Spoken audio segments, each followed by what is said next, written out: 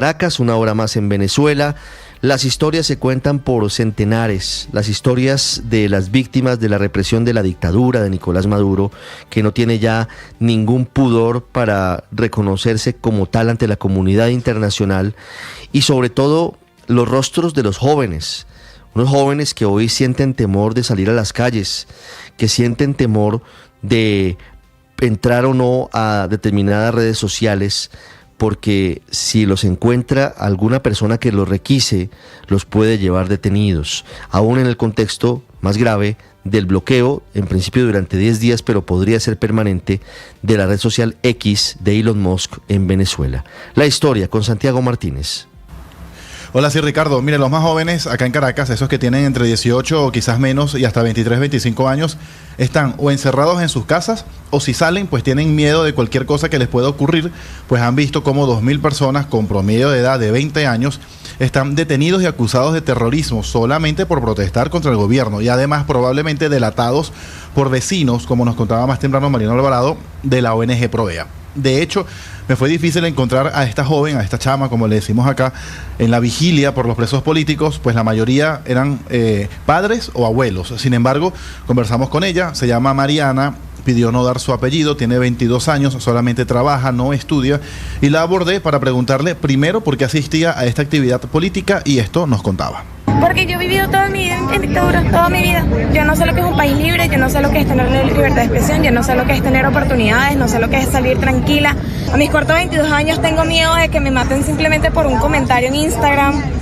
Estoy harta de que yo no tenga las oportunidades que debería tener. Mi familia pasó de ser clase media a, mira, o sea, no poder ni siquiera estudiar porque mis papás no me lo pueden pagar. Además que, bueno, por unas cosas o por otras, la universidad pública tampoco para mí, porque entonces nunca dan clases, porque no funciona la infraestructura, o porque en el momento en el que yo quiera estudiar en la universidad que se me da la gana, me meten cátedra chavista y no me da la gana de estudiar cátedra chavista. Ella además nos decía o nos narraba que vivía sola acá en Caracas, que lo que gana como vendedora justo le alcanza para pagar una habitación y poder comer, que su familia vive a las afueras de la capital y es más complicado encontrar empleo. Y como toda joven, pues consume redes sociales, tiene redes sociales, las usa diario, muchas horas al día, pero en estos momentos nos confesaba pues que le da temor subir contenido.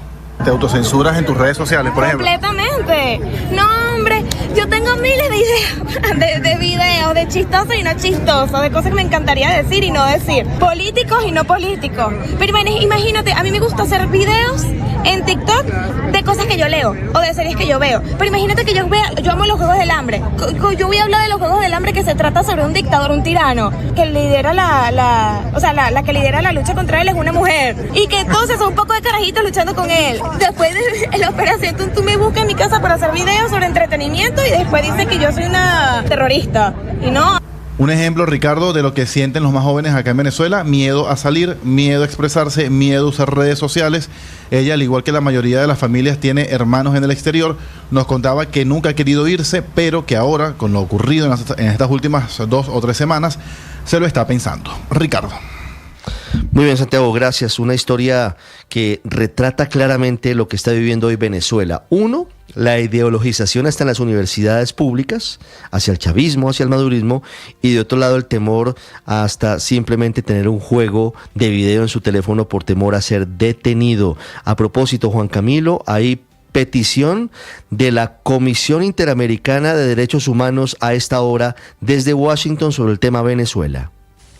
Que se restablezca, Ricardo, el Estado de Derecho de manera urgente y el orden democrático en Venezuela. Lo dice la Comisión Interamericana de Derechos Humanos a través de un comunicado que está publicando, que dice que expresa preocupación por el hostigamiento y las acciones judiciales contra líderes de la oposición, en especial las denunciadas por María Corina Machado y Edmundo González. Estas acciones, dice la CIDH, se insertan en un patrón de violencia y persecución judicial dirigida contra la oposición política y contra quienes denuncian graves irregularidades y fraude en las elecciones presidenciales. Y allí es cuando añade: el Estado de Venezuela debe con urgencia poner fin a la represión y restablecer de manera urgente el orden democrático y el Estado de Derecho. Recordemos que en las últimas horas, también a propósito de lo que han sido las amenazas en contra de María Corina Machado y Edmundo González y pues de la investigación penal que se abrió en la Fiscalía, el embajador de Estados Unidos ante la OEA dijo que si Nicolás Maduro llega a encarcelar o a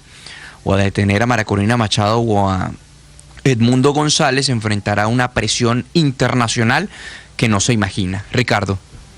Juan Camilo, 9:24 minutos. Una de las ONGs más prestigiosas del mundo es Amnistía Internacional, que está haciendo una petición muy importante en una carta que envía esta mañana al fiscal Karim Khan, fiscal jefe de la CPI, de la Corte Penal Internacional.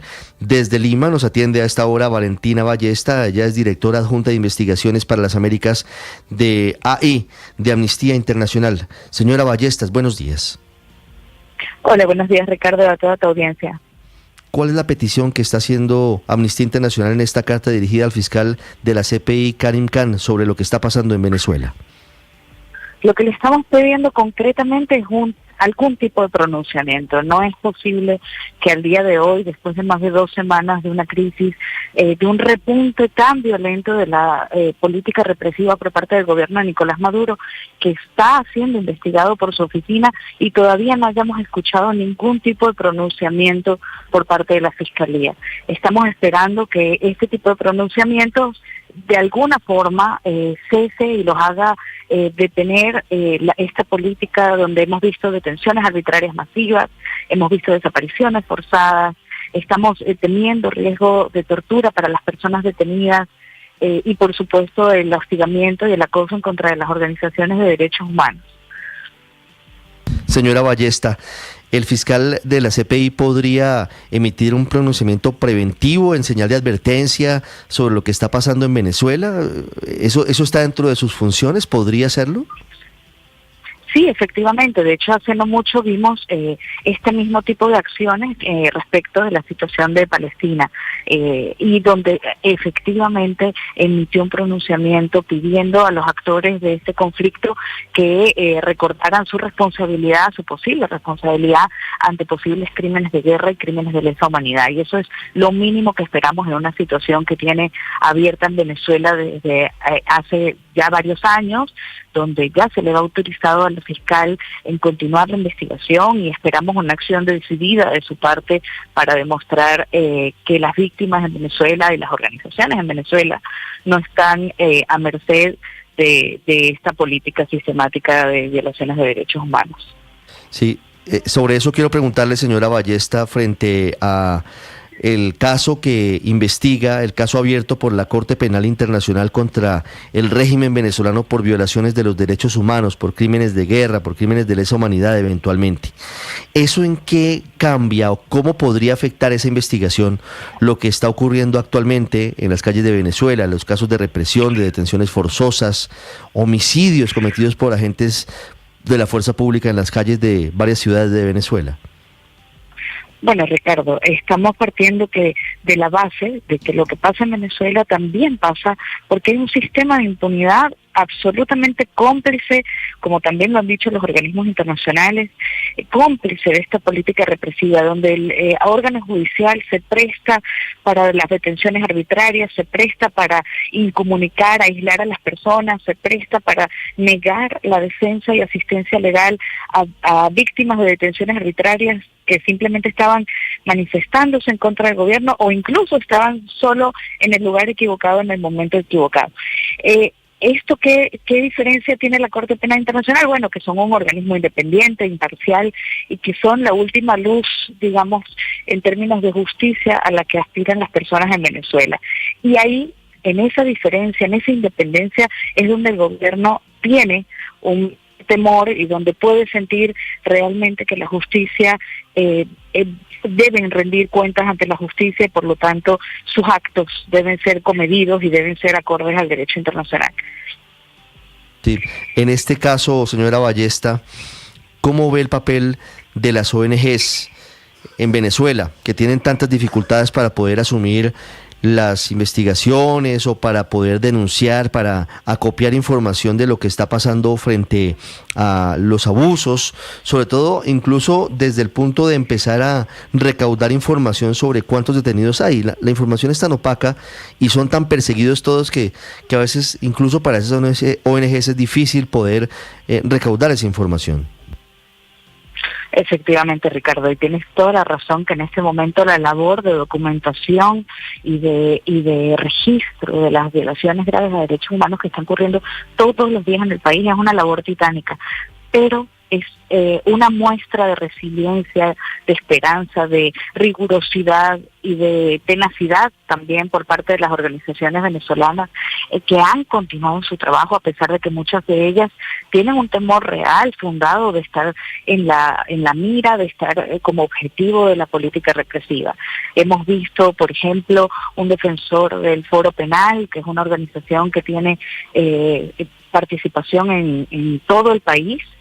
Uno de ellos ha sido privado de libertad simplemente por presentarse ante un tribunal y procurar ejercer su deber de defender a una víctima de detención arbitraria que estaba siendo procesada en ese tribunal y fue detenido. Y esta organización ha seguido minuciosamente con su labor, ha seguido reportando, ha seguido denunciando, por supuesto también exigiendo la liberación de ese defensor. Y como esa tenemos muchas organizaciones, porque efectivamente en esta escalada que hemos visto en los últimos días, las organizaciones de derechos humanos son parte del objetivo primordial, porque son las que han llevado a cabo un trabajo y lo seguirán haciendo, este trabajo de mantener abierto el escrutinio internacional. Sí, señora Ballesta, ¿cómo está viendo Amnistía Internacional la mediación de Brasil, de Colombia y de México buscando una salida al conflicto en Venezuela, ya últimamente pidiéndole en el último pronunciamiento que publiquen las actas definitivas que le dio el triunfo, como lo dice el Consejo Nacional Electoral, a Nicolás Maduro?